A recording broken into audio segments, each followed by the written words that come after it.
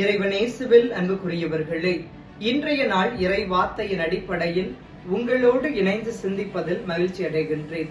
இன்றைய இறை வார்த்தையானது நாம் இயேசுவின் பெயரால் மற்றவருக்கு செய்கின்ற சின்னஞ்சிறிய காரியங்களுக்கான கைமாறை கண்டிப்பாக பெற்றுக்கொள்வோம் என்பதை மனதில் இருத்திக் கொண்டு தவறுகளை குறைத்துக் கொண்டு ஒவ்வொரு நாளும் இறைவனுக்கு உகந்தவர்களாக இந்த அகிலத்தில் பயணம் செய்ய வேண்டும் என்பதை நமது வாழ்வுக்கான பாடமாக இன்றைய இறை வார்த்தையிலிருந்து கற்றுக்கொள்ள நாம் அத்துணை பேரும் அழைக்கப்படுகின்றோம். இயேசுவின் பெயரால் எத்தனை விதமான இடர்பாடுகளை சந்தித்தாலும் இறைவன் நம்மை காக்க வல்லவர்.